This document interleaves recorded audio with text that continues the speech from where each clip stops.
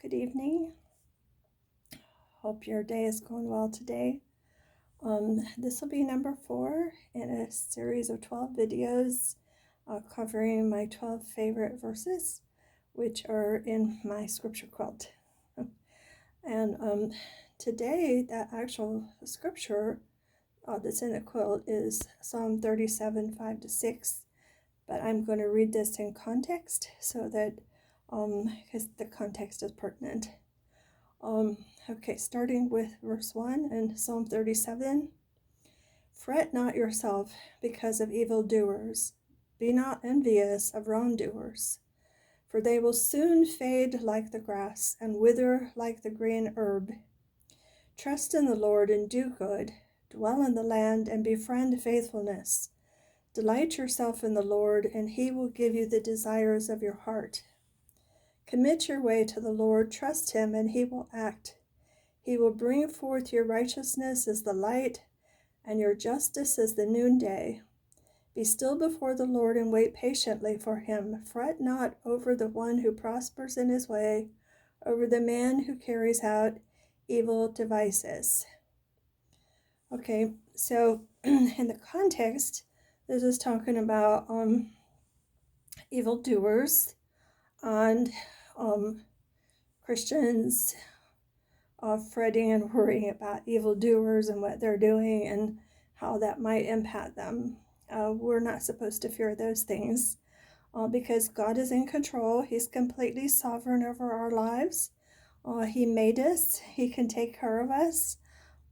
He allows us to go through hard times. He allows us to be persecuted like he was persecuted. So there's no guarantees that we're going to have life easy. In fact, he said, that we're going to be treated like he was. If we follow him with our lives and we obey him, we do and say the kind of things that he did and said, we're going to have enemies. We're going to have people do evil against us. And it may not be just us. Like we have people globally who are evildoers, who are doing evil to the whole world. And we're not supposed to worry about them or what they're doing because God is in control. We need to pray, and we need to exercise wisdom and discernment so we don't get caught in any kind of evil traps. But at the same time, we're not to be afraid of people or what they might do, and we're to trust the Lord in all of those things. And what it says about the evildoers is that they're going to fade away. Now, that's not real encouraging because that means those people are not going to go to heaven, and that's sad. That's a very sad reality. But what it also says is that God is still, he's still in control. And there's going to be a time when that's going to be all put to an end. And okay, so we trust the Lord and we do good. We're faithful to the Lord. We delight ourselves in the Lord. He will give us the desires of our heart. Now, he's not talking about our fleshly desires, like you want a new car or a new house or something like that. That's not what he's talking about. If we're delighting ourselves in the Lord and he is our Lord, our desires are going to be his desires, and they're going to match his desires. And so then he will give us the desires of our heart because they will be his desires for us if we are truly trusting in him. And then it says, commit your way to the Lord, trust him, and he will act.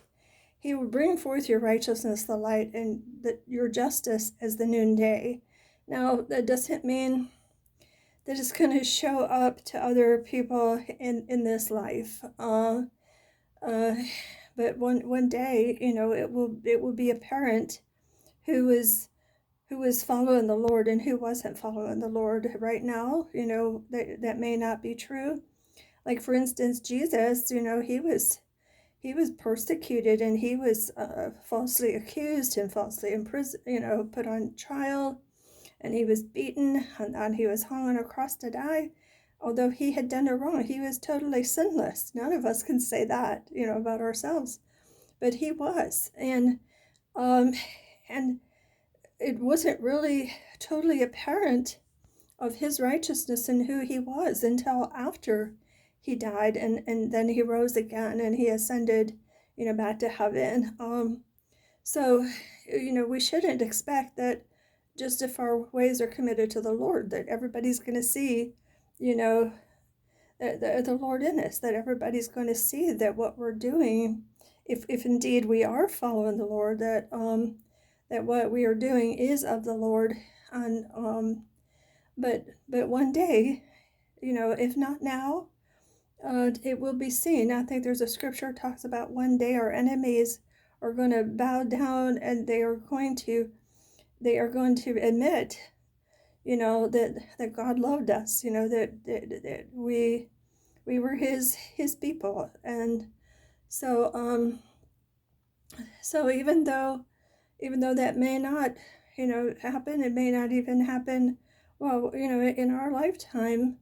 uh the thing is that, God will use all these things in our lives, and he can use uh the attacks of the enemy to actually make us and mold us into the people that he wants us to be, so that we will live for him and walk with him and do what he says. And in that way, that he is bringing forth our righteousness, but it is not our fleshly righteousness, of ourselves. It's his righteousness being lived in us and out through us for his glory. And then it says, be still before the Lord and wait patiently for him. Fret not over the one who prospers in his way, over the man who carries out evil devices. And this was, really encouraging to me. There's sometimes things happen in our lives and people do things that just upset us. Sometimes I get upset. I mean, emotionally upset at some of the things that people do, and they're just wrong. They're either immoral or they're hateful, they're unforgiving. Just the way some people treat other people, just, it upsets me, and I have to cry these things out to the Lord, and I have to give them over to him, because I can't do anything about them. And so I have to be still before the Lord and wait patiently for him to act, because sometimes things just go on, and we think, Lord, when are you going to come and do something about this? Look at all this evil, look at all the hatred, look at all the sin that's going on, and all the hurt, and all the people who are being hurt and lied to and mistreated and everything like that. But, there's going to be a time that he's going to come and he is going to rescue us. But even if he doesn't rescue us physically, he can rescue us emotionally and spiritually from our situations, to where we can totally be at peace and trust him, even in the midst of all kinds of evil going on all around us. And so we're not supposed to fret over this evil person or that evil person, or that person who's doing this or that, and because we have no control over those things. We're supposed to love even our enemies. We're supposed to do good to them and pray for them. We're supposed to forgive our enemies, so we're to forgive people no matter what they've done to us, okay? No matter what they are doing to us, we need to forgive them, and we need to do good to them and show God's love to them, no matter what they did that was wrong.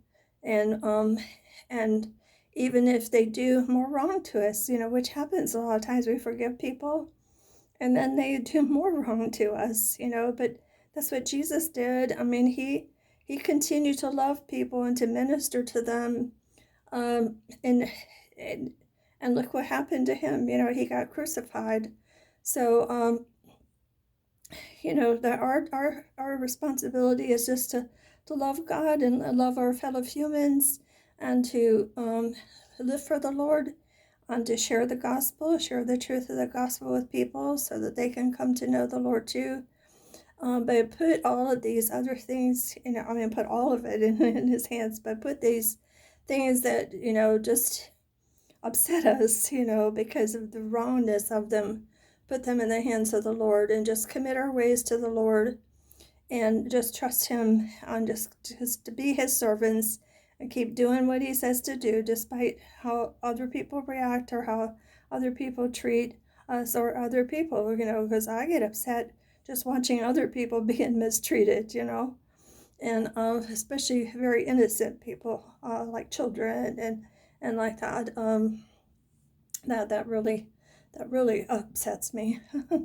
So anyway, this is about just committing our ways to the Lord and trusting him and to let him do what needs to be done in these situations, to not try to take matters into our hands. It doesn't mean we can't speak the truth in love. Doesn't mean we can't confront wrong situations or try to resolve them. But when we have no power over a situation, we need to just trust the Lord and believe that He's going to work it. He's going to work it all out. Okay. Now, again, I love God and I love you. And that's why I do what I do.